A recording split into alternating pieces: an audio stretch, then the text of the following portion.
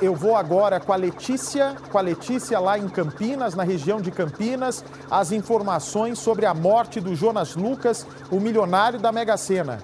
Letícia, que ontem deu a notícia em primeira mão aqui no Cidade Alerta, continua conosco no programa de hoje, nesse caso. Boa tarde para você, minha amiga. Oi, Bate, as informações vão chegando aos poucos e o caso parece cada vez mais misterioso. Boa tarde para você, boa tarde para todos que acompanham o Cidade Alerta. A gente segue do mesmo local onde a gente estava ontem, na delegacia aqui de Hortolândia. Cheguei a apurar algumas informações e algumas informações já foram confirmadas, inclusive em relação aos dados bancários. De acordo com a Polícia Civil, eles já têm o nome da pessoa que recebeu a quantia, cerca de R$20 mil, né? Foram 2 transferências, também 2 saques de R$1.000 cada um e uma transferência que foi executada, né? Foi finalizada de R$18.600 e uma tentativa de transferência no valor de 3 milhões antes, né? Foi inclusive uma conversa pelo celular do Jonas com a gerente do banco. Essa transação não foi autorizada, mas todos esses dados já estão com a Polícia Civil e eles confirmaram que já tem alguns nomes aí que estão sendo investigados. Eles acreditam que o crime tenha sido sim premeditado e não descartam a possibilidade, principalmente, de ter sido alguém próximo ao Jonas que cometeu o crime e também que teria arquitetado tudo isso. Eu cheguei a ir até a casa do Jonas, Bate, onde ele morava, junto com os familiares. Quando eu cheguei bem próximo ali do portão, os familiares, os parentes, eles estavam saindo, estavam no quintal.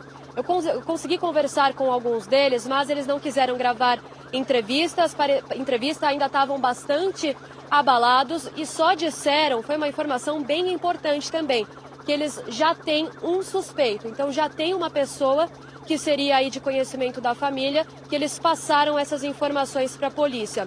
Porque isso é muito importante, né? A gente ainda estava falando ontem que poderia ser alguém próximo ao Jonas. Era uma possibilidade que não tinha sido descartada e cada vez mais a polícia acredita que realmente seja alguém próximo a ele. Inclusive que poderia ser alguém aí, uma pessoa ou mais de uma pessoa, né? Amador ou amadores que teriam cometido esse crime, planejado, arquitetado tudo. Então, realmente, se foi alguém próximo, às vezes até mesmo por vingança, a polícia confirmou que nenhuma dessas possibilidades foram descartadas. Então, pode ser sim uma pessoa próxima, mas o motivo que teria aí feito a pessoa realizar esse crime, um crime inclusive brutal, ainda não foi confirmado. A causa da morte, o corpo chegou a ir para o IML, inclusive são informações também atualizadas importantes sobre o enterro e o velório. O enterro e o velório vão acontecer amanhã, o velório deve acontecer aqui em Hortolândia e o enterro em Sumaré. A partir das 8 horas da manhã, a cerimônia deve ter início.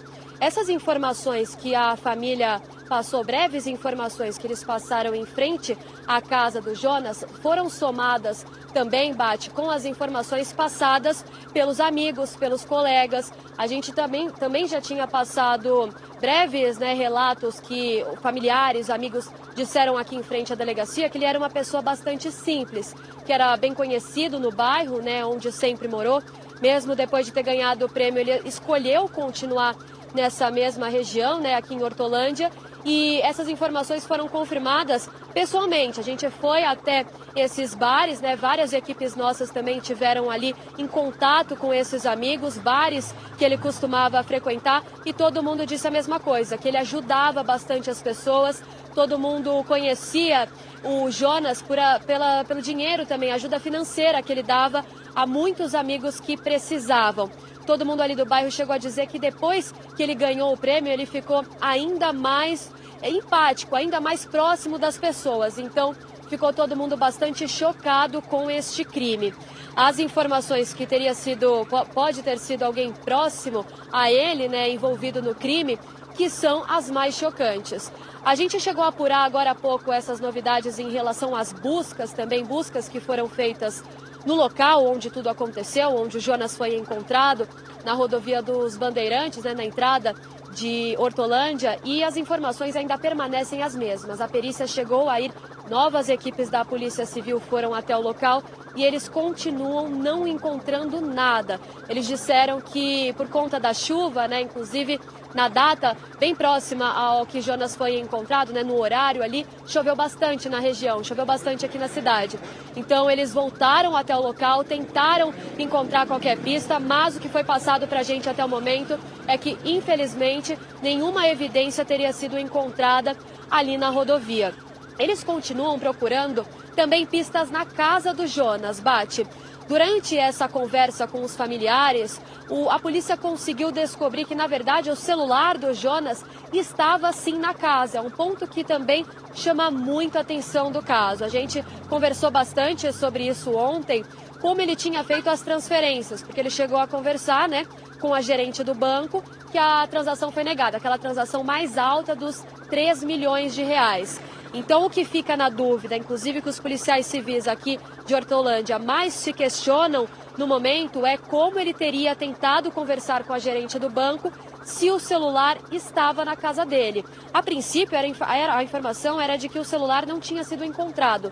Inclusive, a gente encerrou ontem o nosso ao vivo dizendo as informações que eles tinham acabado de me confirmar, que o celular ainda estava, eles ainda não tinham encontrado nem na casa, os familiares também não sabiam onde estavam, inclusive passaram a informação que ele tinha saído da casa quando ele foi caminhar pelo bairro antes de desaparecer, que ele tinha saído sem um aparelho, mas ainda assim nenhuma informação desse celular. Agora eles confirmaram que o aparelho já está na mão da Polícia Civil e que estava na casa do Jonas. Então, como que essa transferência teria sido feita? Depois que a transação foi negada, a informação também até o momento é que o Jonas teria ido até uma agência bancária, uma agência física. Ele teria ido até essa agência localizada em Montemor, cerca aí de 20 quilômetros de distância da casa dele. E ali ele teria feito a transação, né, a transação de cerca aí de quase 20 mil reais, 18.600, e também os 2 saques de R$ 1.000 cada um. Eu cheguei a perguntar sobre essas imagens de câmeras de segurança, né, todo o banco costuma ser monitorado, e a polícia não soube me informar ainda se teria essa imagem. A única imagem que está na mão da polícia é a imagem que mostra o Jonas sendo abandonado na rodovia, que foi o mesmo local onde ele foi encontrado. Essas imagens, a gente chegou também a entrar em contato com a concessionária responsável pelo trecho, e eles disseram que eles não passam essas imagens que envolvem ocorrências, principalmente em casos de crime, casos que envolvem aí uma investigação sigilosa da polícia. Mas a gente ainda tenta apurar essas informações e também tenta contato com a gerente do banco para entender quem seria essa pessoa, se pelo menos a gente pode saber até o momento se seria alguém próximo a ele. A gente já tem confirmado, como eu disse no início, que o crime pode sim ter sido planejado por alguém próximo ao Jonas. Alguma pessoa que conhecia do bairro, alguém próximo da família, mas não temos a confirmação se a pessoa queria receber esse dinheiro aí nas contas bancárias, né, a pessoa que chegou a receber a quantia menor e a pessoa que iria receber os 3 milhões, se seria a mesma conta. Uma informação também, Bate, são muitas informações, né? Vão chegando aos poucos. É a questão da conta bancária. A gente ainda não tem essa identificação, mas de acordo com o policial civil que saiu aqui da delegacia de Hortolândia agora há pouco, ele disse que a conta seria uma conta jurídica, né? Uma conta PJ. Então, eu cheguei a perguntar para ele se isso acaba dificultando para a polícia no momento de encontrar quem seria o responsável por essa conta. Ele disse que não, que muitas vezes acaba sendo até mais fácil. Então, a gente espera que essa identificação chegue próximo, né, nas próximas horas. Tem várias equipes espalhadas aí por todas as cidades que estão envolvidas nessa investigação, nesse caso. E a investigação principal foi assumida pela delegacia de Piracicaba. Então, aqui onde nós estamos, a delegacia de Hortolândia continua dando um apoio, né, dando um suporte aí para o caso, justamente para entender mais próximo essa relação com os familiares e também mais próximo de onde ele foi visto no último momento, mais próximo desses amigos que também conheciam o Jonas. Enfim, todas essas informações estão sendo ligadas e o quebra-cabeça vai se formando aos poucos, mas palavras inclusive de um policial, parece que quanto mais as pistas vão chegando, mais misterioso o caso fica, né, Bate? Sem dúvida. Cadê a Letícia aqui? Olha, Letícia, você tem tudo para ser a nova Capitão Nascimento, hein? Você vai longe, menina, tá sabendo de tudo e já vai trazer novos detalhes da delegacia, inclusive possivelmente conversando com os parentes da vítima.